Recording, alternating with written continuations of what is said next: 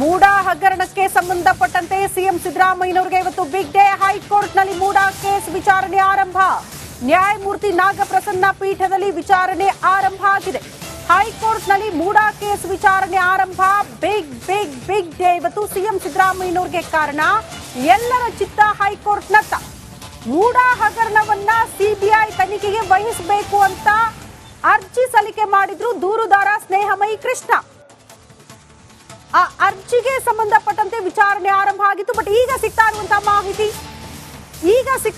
ಮಾಹಿತಿ ವಿಚಾರಣೆ ಮುಂದೂಡಿಕೆ ಆಗಿದೆ.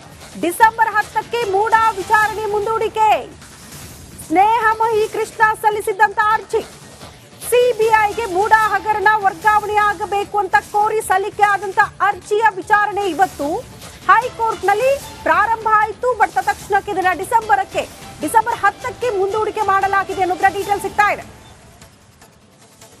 ಸಹಜವಾಗಿ ಸಿಎಂ ಸಿದ್ದರಾಮಯ್ಯನವರಿಗೆ ಲೋಕಾಯುಕ್ತದ ಟೆನ್ಷನ್ ಅಷ್ಟಾಗಿರ್ಲಿಲ್ಲ. ಆದ್ರೆ ಸಿಬಿಐಗೆ ವಹಿಸಿ ಬಿಟ್ರೆ ಏನ್ ಮಾಡೋದು ಅನ್ನುವಂತ ಟೆನ್ಷನ್ ಇತ್ತು.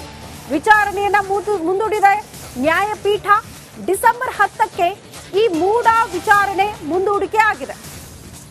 ಅಲ್ಲಿಗೆ ಡಿಸೆಂಬರ್ 10ಕ್ಕೆ ಡಿಸೈಡ್ ಆಗುತ್ತೆ ಮೂಡಾ ಕೇಸನ್ನ ಸಿಬಿಐಗೆ ನೀಡಬೇಕಾ ನೀಡಬಾರ್ದಾ ಅಂತ.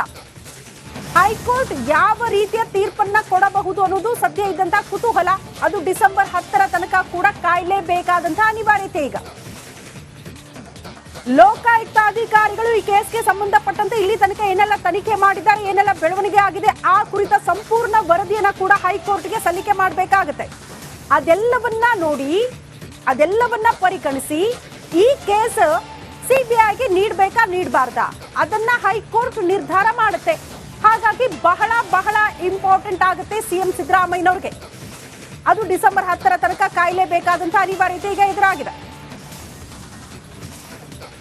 ಈ ಬಗ್ಗೆ ಮತ್ತಷ್ಟು ಡೀಟೇಲ್ಸ್ ಅನ್ನ ಕೊಡ್ತಾ ಹೋಗ್ತಾರೆ ನಮ್ಮ ಸಹೋದ್ಯೋಗಿ ಶ್ರೀಪಾದ್ ಪಾಟೀಲ್. ನೇರ ಸಂಪರ್ಕದಲ್ಲಿ ಜಾಯಿನ್ ಆಗ್ತಿದ್ದಾರೆ. ಶ್ರೀಪಾದ್, ಸಹಜವಾಗಿ ಲೋಕಾಯುಕ್ತ ಅಂದಾಗ ಸಿಎಂ ಸಿದ್ದರಾಮಯ್ಯನವರಿಗೆ ಅಷ್ಟೊಂದು ಟೆನ್ಷನ್ ಇಲ್ಲ. ಆದ್ರೆ ಈ ಕೇಸ್ ಏನಾದ್ರೂ ಸಿಬಿಐಗೆ ಹೋಗ್ಬಿಟ್ರೆ ಆಗ ಸಹಜವಾಗಿ ಟೆನ್ಷನ್ ಸಿಎಂ ಅವರಿಗೆ. ಬಟ್ ಈಗ ಡಿಸೆಂಬರ್ 10ಕ್ಕೆ ಮುಂದೂಡಿಕೆ ಆಗಿದೆ ಅರ್ಜಿಯ ವಿಚಾರಣೆ. ಏನ್ ಬೆಳವಣಿಗೆ ನಿರೀಕ್ಷೆ ಮಾಡಬಹುದು ಡಿಸೆಂಬರ್ 10ಕ್ಕೆ?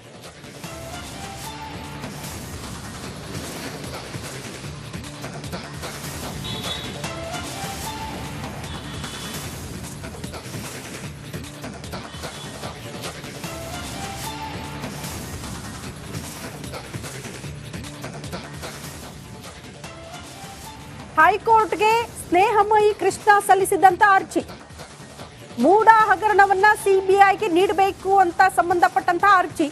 ಆ ಅರ್ಜಿಯ ವಿಚಾರಣೆಯನ್ನ ಡಿಸೆಂಬರ್ 10ಕ್ಕೆ ಹೈಕೋರ್ಟ್ ಈಗ ಮುಂದೂಡಿದೆ. ಸಹಜವಾಗಿ ತಾತ್ಕಾಲಿಕ ರಿಲೀಫ್ ಇದು ಡಿಸೆಂಬರ್ 10ರ ತನಕ ಸಿಎಂ ಸಿದ್ದರಾಮಯ್ಯನವರಿಗೆ.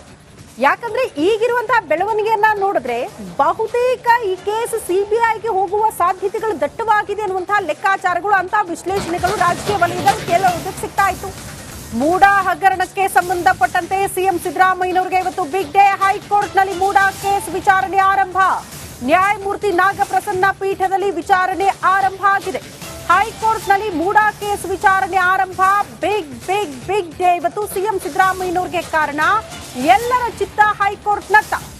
ಮೂಡಾ ಹಗರಣವನ್ನ ಸಿಬಿಐ ತನಿಖೆಗೆ ವಹಿಸಬೇಕು ಅಂತ ಅರ್ಜಿ ಸಲ್ಲಿಕೆ ಮಾಡಿದ್ರು ದೂರುದಾರ ಸ್ನೇಹಮಯಿ ಕೃಷ್ಣ. ಆ ಅರ್ಜಿಗೆ ಸಂಬಂಧಪಟ್ಟಂತೆ ವಿಚಾರಣೆ ಆರಂಭ ಆಗಿತ್ತು. ಬಟ್ ಈಗ ಸಿಗ್ತಾ ಇರುವಂತಹ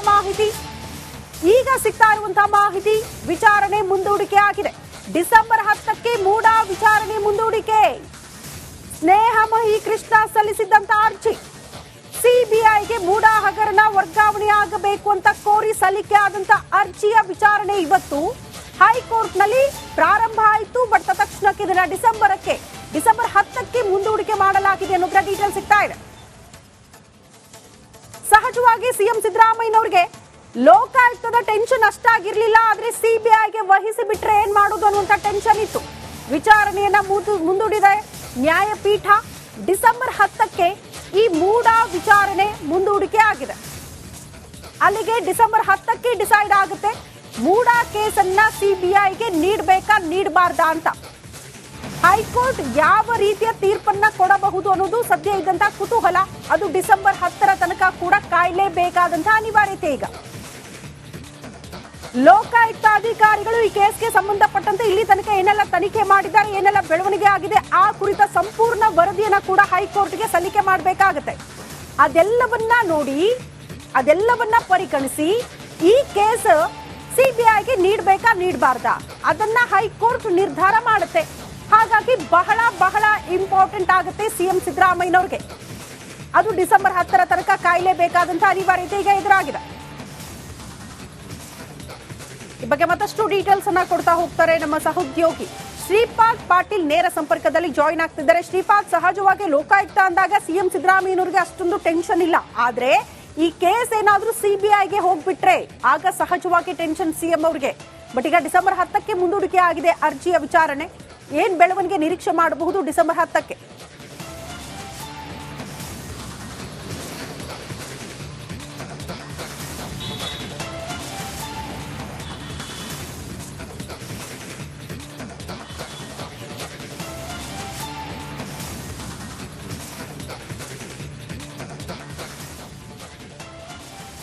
ಹೈಕೋರ್ಟ್ಗೆ ಸ್ನೇಹಮಯಿ ಕೃಷ್ಣ ಸಲ್ಲಿಸಿದಂತ ಅರ್ಜಿ, ಮೂಡ ಹಗರಣವನ್ನ ಸಿಬಿಐಗೆ ನೀಡಬೇಕು ಅಂತ ಸಂಬಂಧಪಟ್ಟಂತಹ ಅರ್ಜಿ, ಆ ಅರ್ಜಿಯ ವಿಚಾರಣೆಯನ್ನ ಡಿಸೆಂಬರ್ 10ಕ್ಕೆ ಹೈಕೋರ್ಟ್ ಈಗ ಮುಂದೂಡಿದೆ. ಸಹಜವಾಗಿ ತಾತ್ಕಾಲಿಕ ರಿಲೀಫ್ ಇದು ಡಿಸೆಂಬರ್ 10 ತನಕ ಸಿಎಂ ಸಿದ್ದರಾಮಯ್ಯನವ್ರಿಗೆ. ಯಾಕಂದ್ರೆ ಈಗಿರುವಂತಹ ಬೆಳವಣಿಗೆಯನ್ನ ನೋಡಿದ್ರೆ ಬಹುತೇಕ ಈ ಕೇಸ್ ಸಿಬಿಐಗೆ ಹೋಗುವ ಸಾಧ್ಯತೆಗಳು ದಟ್ಟವಾಗಿದೆ ಅನ್ನುವಂತಹ ಲೆಕ್ಕಾಚಾರಗಳು, ಅಂತ ವಿಶ್ಲೇಷಣೆಗಳು ರಾಜಕೀಯ ವಲಯದಲ್ಲಿ ಕೇಳುವುದಕ್ಕೆ ಸಿಗ್ತಾ ಇತ್ತು. ನಮಸ್ಕಾರ, ಕರ್ನಾಟಕ ಪ್ರೈಮ್ ಟೈಮ್ಗೆ ಸ್ವಾಗತ. ನಾನು ಜಯಪ್ರಕಾಶ್ ಶೆಟ್ಟಿ. ಇಡೀ ಕರ್ನಾಡು ಇವತ್ತು ರೆಬೆಲ್ ಆಗಿ ನಿಂತಿದೆ. ಈ ಹಗರಣಗಳನ್ನು ಸದನದಲ್ಲಿ ಪ್ರಸ್ತಾಪ ಮಾಡಲು ಕೂಡ ಕಾಂಗ್ರೆಸ್ ಹಿಂದೇಟು ಹಾಕಿದ್ದೇಕೆ? ನಿಮ್ಗೆ ಸಂಬಳ ಅದಕ್ಕೆ, ನಿಮಗೆ ವಾಹನ ಅದಕ್ಕೆ, ನಿಮಗೆ ವೆಪನ್ ಅದಕ್ಕೆ, ನೀವು ಅದನ್ನು ಸರಿ ಇಡಬೇಕಾಗಿದೆ. ನೀವು ವಿದ್ಯುತ್ ಬರ ಇದೆ ಅಂತ ಹೇಳ್ತಾ ಇದ್ದೀರಿ, ಎಲ್ಲಿ ಬರ ಇದೆ ನೀವು ಹೇಳಬೇಕು. ಪಾಕಿಸ್ತಾನ್ ಆಕ್ಯುಪೈಡ್ ಕಾಶ್ಮೀರ್ ಅದು ಎಂದೆಂದಿಗೂ ನಮ್ಮದು. 40 ಮೆಷಿನ್ಗಳು ತಂದಿತ್ತು ನೋಟ್ ಎಣಿಸುವುದಕ್ಕೆ, ಅದೇ ಹಾಳಾಯಿತು. ಮಥುರಾದ ಗಲಾಟೆ ಇದೆಯಲ್ಲ, ಅದು ಸ್ಥಳೀಯವಾಗಿ ಕೂತು ಪರಿಹರಿಸಬಹುದಾದಂಥ ಕಾನೂನಿದೆ. ಗ್ಯಾರಂಟಿ ಯೋಜನೆಯಿಂದ ನಷ್ಟ ಆಗಿದೆ, ಲಾಭ ಆಗಿದೆ, ದಯವಿಟ್ಟು ಹೇಳಿ. Dawood Ibrahim most wanted criminal ಯಾವಾಗಾದ ಅಂದ್ರೆ ಇಲ್ಲಿ ತನಕ ಭಾರತ ದೇಶದಲ್ಲಿ ಓರ್ವ ದಲಿತ ಪ್ರಧಾನಿಯಾದಂಥ ಇತಿಹಾಸವೇ ಇಲ್ಲ. ರಿಪಬ್ಲಿಕ್ ವರ್ಲ್ಡ್ ಆಪ್ ಇದು ಕೇವಲ ಅಪ್ಲಿಕೇಶನ್ ಅಲ್ಲ, ಸಮಗ್ರ ಸುದ್ದಿಗಳ ಸಂಪರ್ಕ ಮಾರ್ಗಕ್ಕೆ ಕ್ರಾಂತಿಕಾರಿ ಬದಲಾವಣೆ. ರಿಪಬ್ಲಿಕ್ ವರ್ಲ್ಡ್ ಆಪ್ ಕೇವಲ ಸುದ್ದಿ ಅಪ್ಲಿಕೇಶನ್ ಅನ್ನ ಪರಿಚಯ ಮಾಡ್ತಾ ಇಲ್ಲ, ಬದಲಾಗಿ ಡಿಜಿಟಲ್ ಸುದ್ದಿ ಬಳಕೆಯ ಹೊಸ ಯುಗಕ್ಕೆ ನಾಂದಿ ಹಾಡ್ತಾ ಇದೆ. ಇದೊಂದು ಬ್ರೇಕಿಂಗ್ ನ್ಯೂಸ್, ಪ್ರಭಾವಶಾಲಿ ಕಾರ್ಯಕ್ರಮಗಳಿಗೆ ಗಟ್ಟಿಯಾದ ವೇದಿಕೆ. ರಿಪಬ್ಲಿಕ್ ವರ್ಲ್ಡ್ ಅಪ್ಲಿಕೇಶನ್ ಈಗ ಲೈವ್ ಆಗಿದೆ. ಗೂಗಲ್ ಪ್ಲೇ ಸ್ಟೋರ್ ಮತ್ತು ಆಪಲ್ ಆಪ್ ಸ್ಟೋರ್ ಎರಡರಲ್ಲೂ ಲಭ್ಯವಿದೆ. ಈಗಲೇ ಡೌನ್ಲೋಡ್ ಮಾಡಿ.